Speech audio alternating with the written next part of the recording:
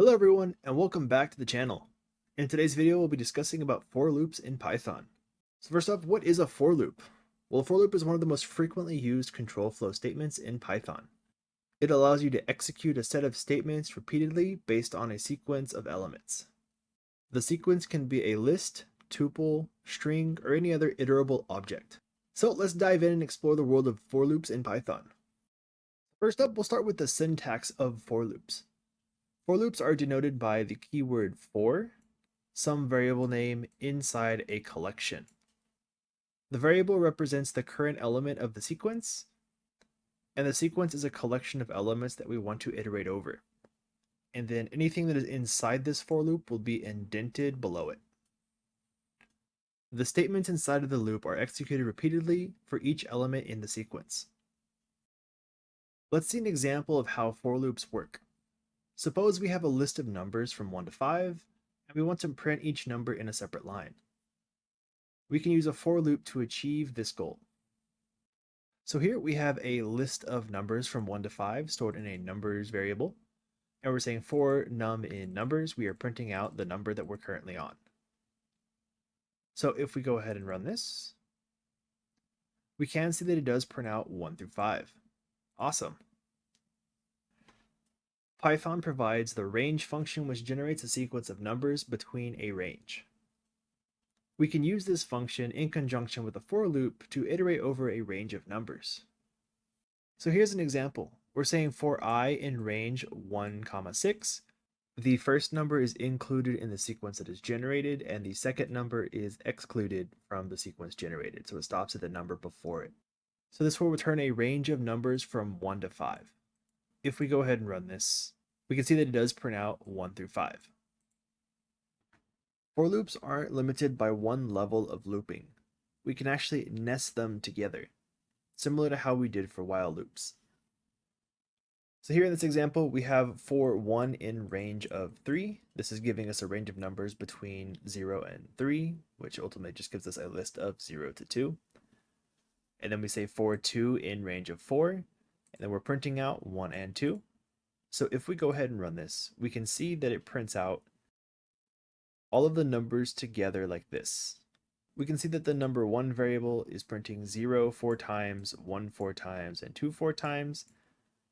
Through each iteration of this outer loop, it's completing everything in the next loop. So it runs through this 4 times since that is our range, and it's printing out 0 0 0 1 0 2 0 3, and so on for the rest of them.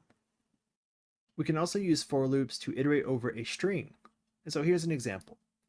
We have a string hello world set into the myString variable, and we're saying for character in myString, we will print the character.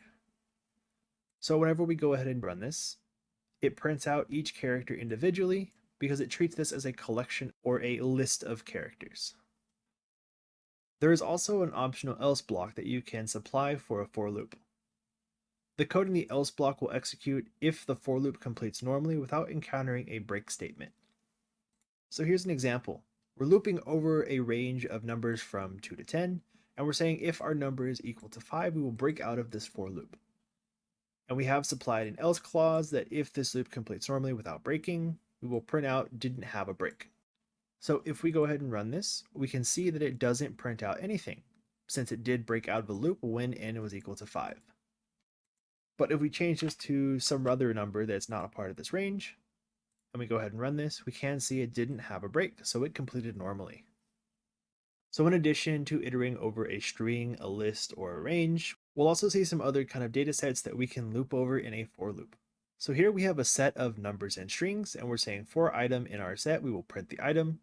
If we go ahead and run this, we can see that it does print out each item in the set.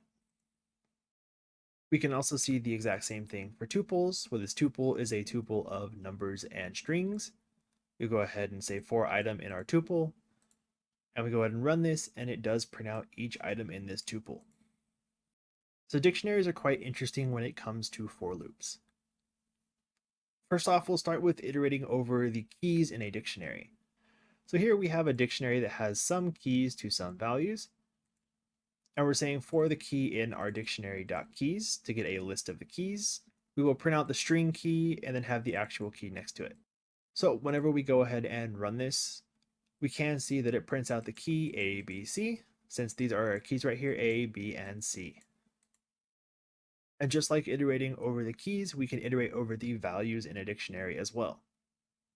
So here we're saying for value in our dictionary.values to get a list of the values, and we're printing out the string value with the actual value next to it. So whenever we go ahead and run this, we can see it prints out the values of 1, banana, and a list of 0, 1, 2, since those are our values right here. And going into the next one is if you want to get each key value pair individually, we can loop over dictionary.items to get a list of key value pairs. So we're saying for item in our dictionary.items, we'll go ahead and print out the string item with the item next to it. So whenever we go ahead and run this, we do get item with a tuple of key value pairs. So whenever you're looping over a collection in Python and the actual value that you're getting, so in this case item, is a tuple of more than one item, then you can actually use multiple arguments to get those items individually. So here, since it is a tuple, we can say item of 0 to get the first element, and then item of 1 to get the second element. And whenever we go ahead and run this, we see that it does print out A, 1, B, banana, C, and the list. And that's fine and all, but that can get confusing when you're working with larger files. So another way to do this is instead of this item here, you can type key value or whatever variable names you want to use. And we replace this item of 0 with key, an item of 1 with value. And whenever we go ahead and run this, it does the exact same output. This makes your code a little bit more readable for anyone looking at your code iterating over dictionary items.